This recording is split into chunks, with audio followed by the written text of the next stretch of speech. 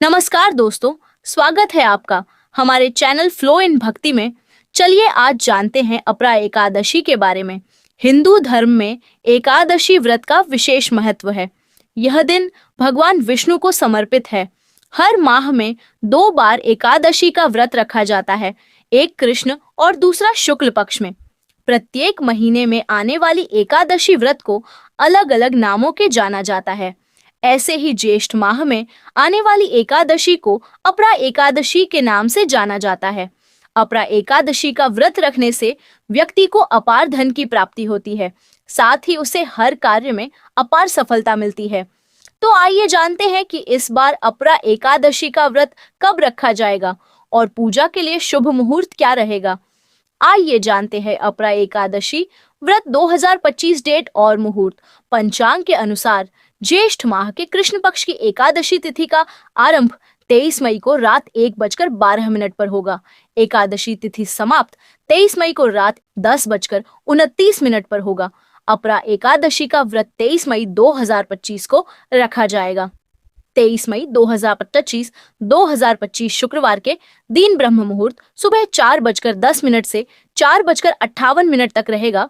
सूर्योदय सुबह 5:46, सूर्यास्त शाम 7:18 7 बजे। प्रातःकाल पूजा मुहूर्त सुबह 4:25 से 5:26 तक है। शाम की पूजा का मुहूर्त शाम 7:10 से 8:11 तक है। प्रीति योग शाम 6:37 तक रहेगा। बाद में आयुष्मान अभिजीत मुहूर्त सुबह 11:51 से 12:45 तक है। राहु काल सुबह 10:30 से 12 बजे तक है। द्वादशी तिथि प्रारंभ 23 मई शुक्रवार रात 10:30 से और द्वादशी तिथि समाप्त 24 मई शनिवार शाम 7:20 पर। 24 मई 2025 शनिवार के दिन ब्रह्म मुहूर्त सुबह 4:10 से 4:30 बजे तक रहेगा। सूर्योदय सुबह 5 बजे होगा। 46 सूर्यास्त शाम 7:01। प्रातः काल पूजा मुहूर्त सुबह 4:24 से 5:26 तक रहेगा। आयुष्मान योग दोपहर 3:01 तक रहेगा।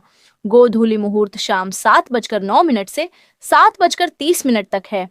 राहु काल सुबह 9 बजे से 10:30 तक रहेगा। अपरा एकादशी 2025 पारण का समय। अपरा एकादशी का पारण 24 मई को किया जाएगा।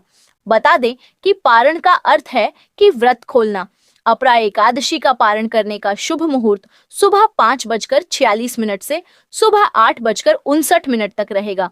पारण तिथि के दिन द्वादशी तिथि समाप्त होने का समय शाम 7:20 रहेगा। बता दें कि एकादशी व्रत का पारण द्वादशी तिथि समाप्त होने से पहले करना होता है। अगर द्वादशी तिथि सूर्योदय से पहले समाप्त हो गई है तो एकादशी व्रत का पारण सूर्योदय के बाद ही होता है। द्वादशी तिथि के में पारण न करना पाप करने के समान माना जाता है। आइए जानते हैं अपरा एकादशी व्रत का महत्व। अपरा एकादशी के दिन व्रत रखने और भगवान विष्णु की पूजा करने से सभी मनोकामनाओं की पूर्ति होती है। अपरा एकादशी दिन प्रभु नारायण के साथ मां लक्ष्मी की भी पूजा करें। ऐसा करने से व्यक्ति धन धान्य में भी वृद्धि होती है और उसे कभी किसी भी चीज की कमी नहीं होती है। आइए जानते हैं अपरा एकादशी व्रत और पूजा विधि के बारे में। अपरा एकादशी के दिन सुबह जल्दी उठकर स्नान करें। इसके बाद भगवान विष्णु को ध्यान करें और सूर्य देव को जल अर्पित कर व्रत का संकल्प लें। अपरा एकादशी व्रत से एक दिन पहले इसका ध्यान रखें कि पहले आप सात्विक भोजन करें और संयम रखें। इसके बाद पूजा स्थल को स्वच्छ करें और एक लकड़ी की चौकी पर पीले रंग के वस्त्र अर्पित कर भगवान विष्णु और मां लक्ष्मी की तस्वीर अर्पित करें। इसके बाद सबसे पहले भगवान विष्णु और मां लक्ष्मी का अभिषेक करें और उन्हें फूल अर्पित करें। फिर भगवान विष्णु और मां लक्ष्मी को मीठे का भोग अर्पित करें और एकादशी व्रत कथा का पाठ करें।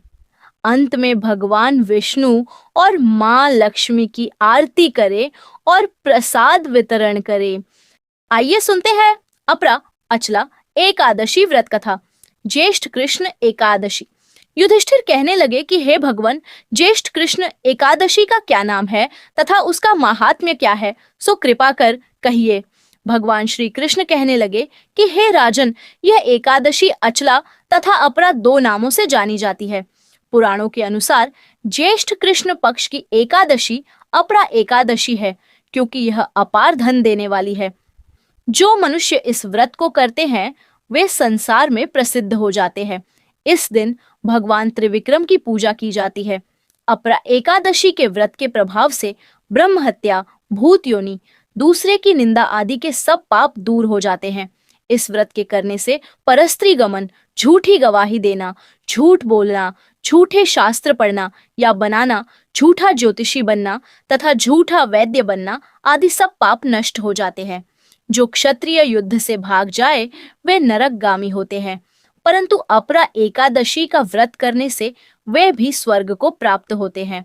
जो शिष्य गुरु से शिक्षा ग्रहण करते हैं फिर उनकी निंदा करते हैं वे अवश्य नरक में पड़ते हैं, मगर अपरा एकादशी का व्रत करने से वे भी इस पाप से मुक्त हो जाते हैं। जो फल तीनों पुष्कर में कार्तिक पूर्णिमा को स्नान करने से या गंगा तट पर पितरों को पिंडदान करने से प्राप्त होता है, वही अपरा एकादशी का व्रत करने से प्राप्त होता है।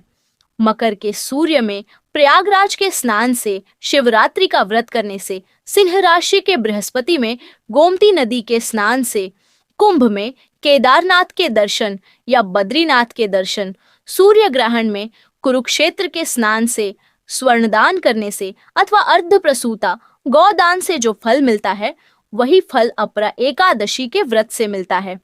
यह व्रत पाप रूपी वृक्ष को काटने के लिए कुल्हाड़ी है, पाप रूपी ईंधन को जलाने के लिए अग्नि, पाप रूपी अंधकार को मिटाने के लिए सूर्य के समान, मृगों को मारने के लिए सिंह के समान है। अतः मनुष्य को पापों से डरते हुए इस व्रत को अवश्य करना चाहिए। अपरा एकादशी का व्रत तथा भगवान का पूजन करने से मनुष्य सब पापों से छूटकर विष्णु लोक को जाता है। इसकी प्रचलित कथा के अनुसार प्राचीन काल में महीध्वज नामक एक धर्मात्मा राजा था। उसका छोटा भाई वज्रध्वज बड़ा ही क्रूर, अधर्मी तथा अन्यायी था। वह अपने बड़े भाई से द्वेष रखता था। उस पापी ने एक दिन रात्रि में अपने बड़े भाई की हत्या करके उसकी देह को एक जंगली पीपल के नीचे गाड़ दिया। इस अकाल मृत्यु से राजा प्रेतात्मा के रूप में उसी पीपल पर रहने लगा और अनेक उत्पात करने लगा। एक दिन अचानक धौम्य नामक आरार्षि उधर से गुजरे। उन्होंने प्रेत को देखा और तपोबल से उसके अतीत को जान लिया। अपने तपोबल से प्रेत उत्पात का कारण समझा। आरार्षि ने प्रसन्न होकर उस प्रेत को पीपल के पेड़ से उतारा तथा परलोक विद्या का उपदेश दिया। दयालु आरार्षि ने राजा की प्रेत योनि से मुक्ति के लिए स्वयं ही अपरा अचला एकादशी का व्रत किया और उसे अगति से छुड़ाने को उसका पुण्य प्रेत को अर्पित कर दिया। इस पुण्य के प्रभाव से राजा की प्रेत योनि से मुक्ति हो गई। वह आरार्षि को धन्यवाद देता हुआ दिव्य देह धारण कर पुष्पक विमान में बैठकर स्वर्ग को चला गया। हे राजन, यह अपरा एकादशी की कथा मैंने लोकहित के लिए कही है। इसे पढ़ने अथवा सुनने से मनुष्य सब पापों से छूट जाता है। ये था आज का वीडियो। जानकारी अच्छी लगी हो तो वीडियो को जरूर लाइक करें और कमेंट में हरि ओम जरूर लिखें। जय श्री कृष्णा।